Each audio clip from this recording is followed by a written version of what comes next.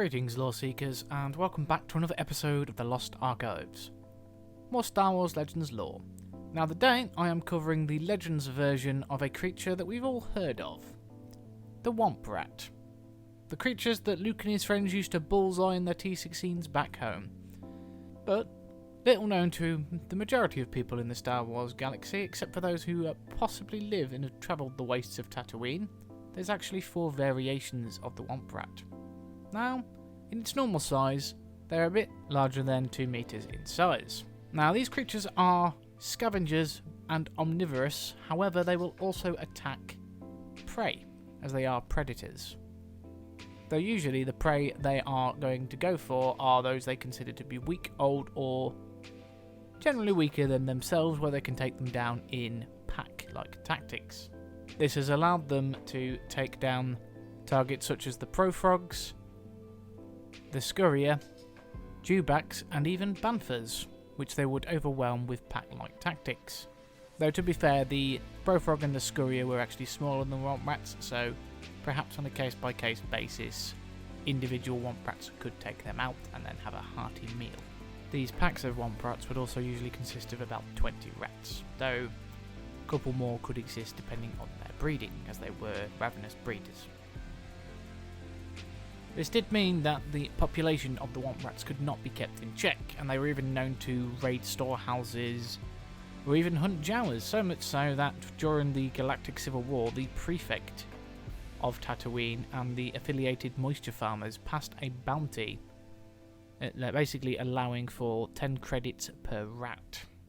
This is actually primarily how Luke and his friends were able to make enough money to keep and upgrade their T-16 Skyhoppers, and even afford enough money to attend an Imperial Academy. Though Uncle Owen did have other ideas about Luke not joining the Academy. Now to go into a little bit more detail of these creatures' abilities. One of the most interesting features about them is their bite, in that they seem to act like ticks. Once they have bitten a target, they will latch on with their teeth and not release, not even if they are killed. In fact, Owen Lars had once seen a bantha with a desecrated Womp Rat skull still attached to it. Such was the power of the bite and the interlocking power of its teeth. Other interesting abilities of note are that they are very fast and quite stealthy, which is not really surprising for a creature of its size.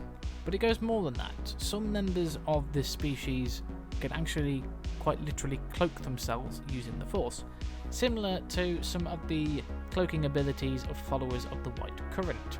This has been noted by both Ki-Adi-Mundi and Aurra Sing, when they found that they could not sense the creatures in the Force when trying to track them down.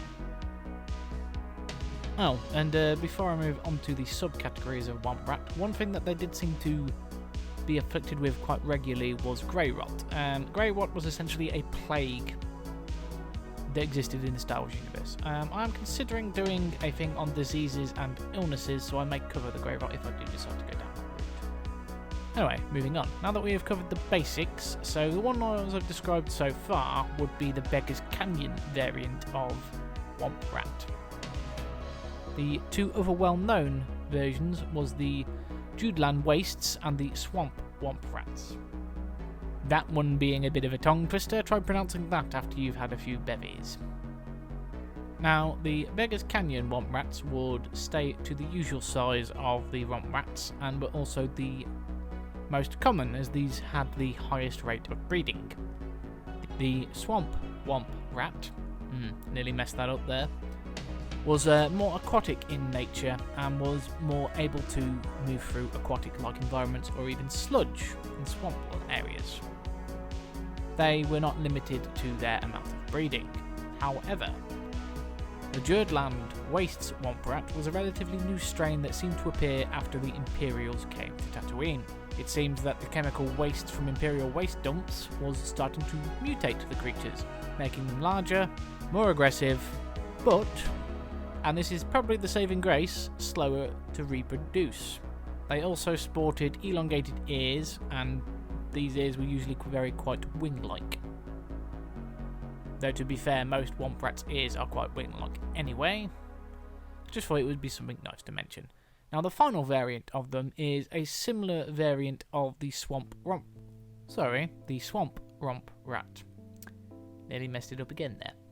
Now this variant was on a world that didn't really have much interference from many of the sentient species in Star Wars for a very long time.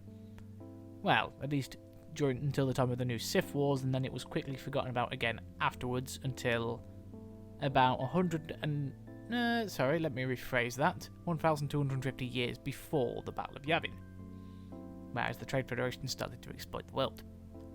This Womp Rat was mostly still able to reproduce to the same exact numbers as the Canyon Womp Rats, and was even more adopted to swamplands. Now, on a surprising note, you would find that some people would actually try to domesticate the Womp Rat and use it as a pet, as they could be very effective hunters for tracking things down.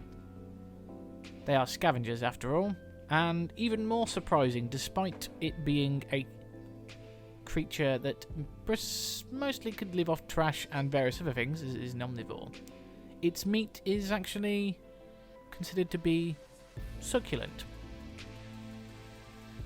which is how you get something known as the cream of Womp Rat soup that exists on Tatooine, and it's often prepared by Baru Lars, Luke's aunt.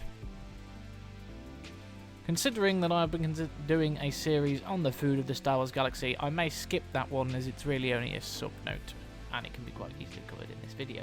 Anyway guys, this has been my video on the Womp Rats. If you like what you heard, perhaps leave a comment down below, perhaps leave me a like, maybe get a discussion going, and if you haven't already, please hit the subscribe button, and if you please hit that share button, as it does help spread the content and help the channel grow, plus we can have more Star Wars conversations. As always, you'll find my sources listed in the description below. Take care, lore seekers, and may the lore keepers ever be in your favour.